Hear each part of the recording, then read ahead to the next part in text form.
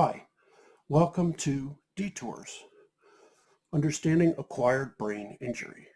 This channel is dedicated to everyone, every survivor who's ever survived an acquired brain injury, and their family members, their loved ones, therapists, physicians, nurses, everyone who's ever done their best to help the survivors as well.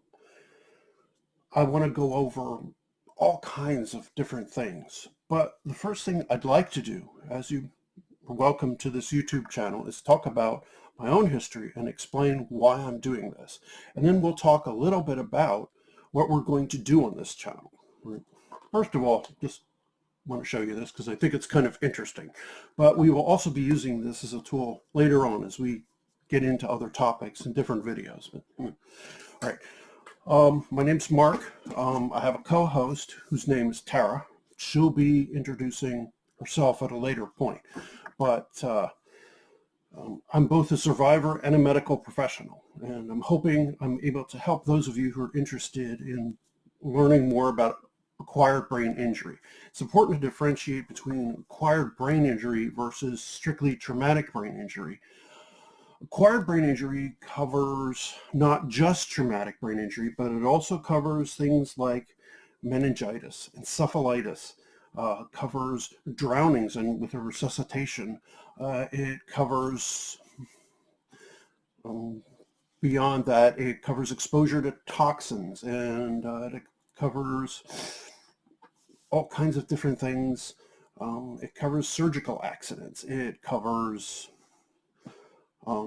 assault. It covers, of course, traumatic brain injuries, which are a large percentage of what may happen to a person. But I want to cover all of these things.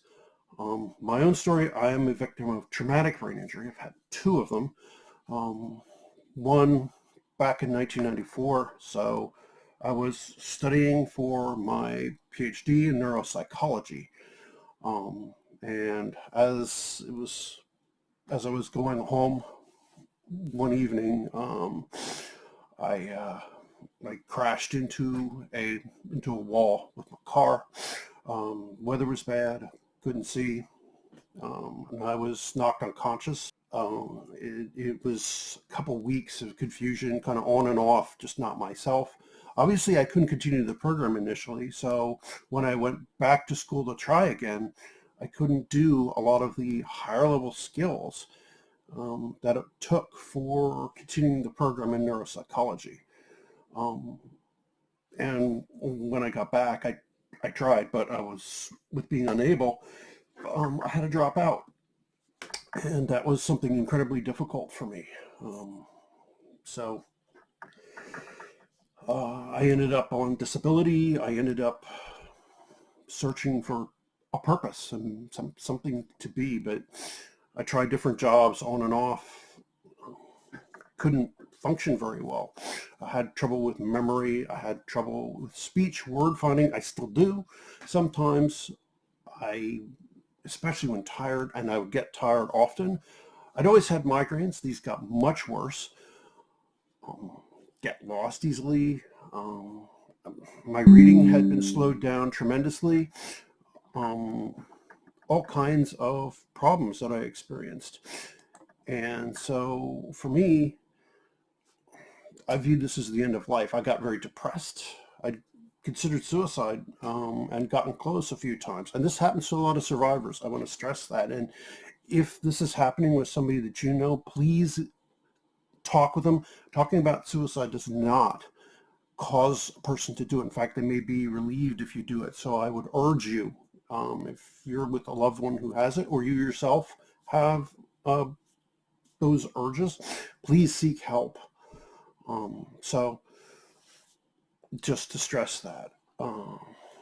It took about 10 years before I was finally kind of back on my feet again. And it varies from person to person.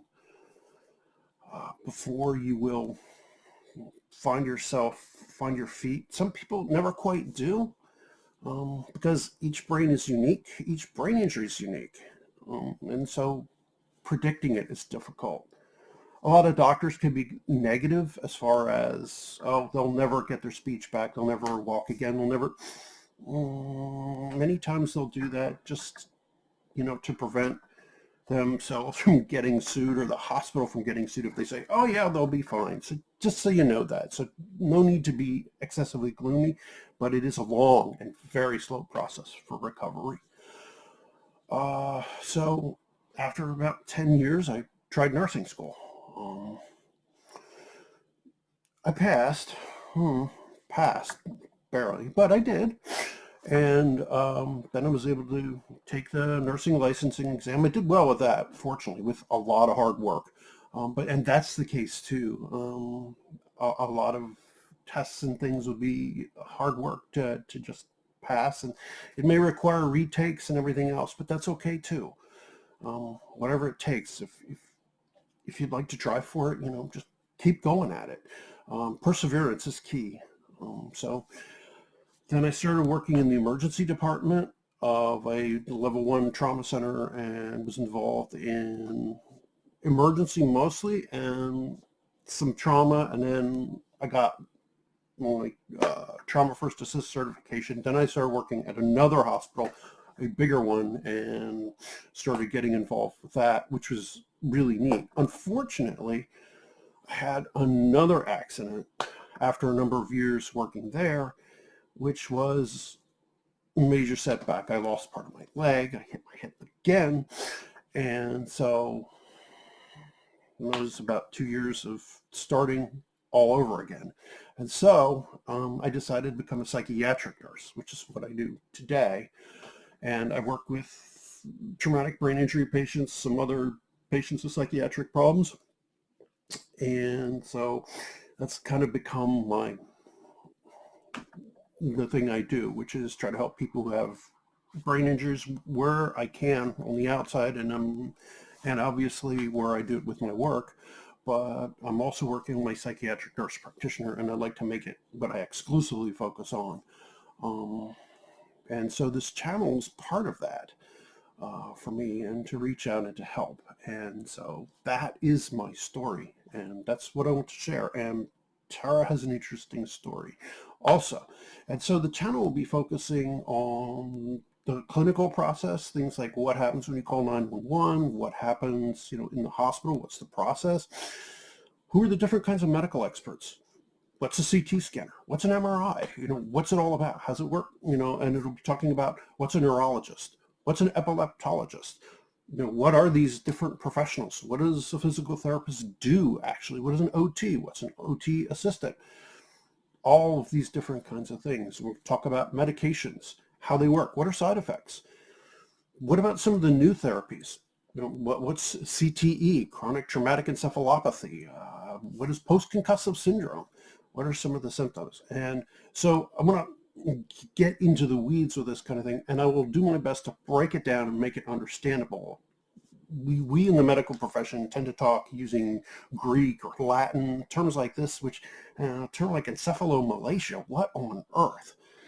It means basically a softening of the brain. Not really literally, but that's what it means. And so sometimes breaking it down so you can understand, what is a ventilator? What's that all about? What's going on? And so those are the kind of things I want to talk about. And we have a Facebook page that we have that's moderated. I'd like you to take a look at that. And working on Instagram too right now. And so you're open to put questions below here or over there. And so hopefully you'll learn some things. And so if you have any questions, please feel free. And as always, do not use what you see or learn here to substitute for advice from your physician. Please, if you have any questions, ask your doctor. And also, important, if you feel a worsening of your symptoms or they're not improving, or you think something may be wrong with you or a loved one, call 911, your PCP, or head to the nearest emergency department. Thank you. Have a good day.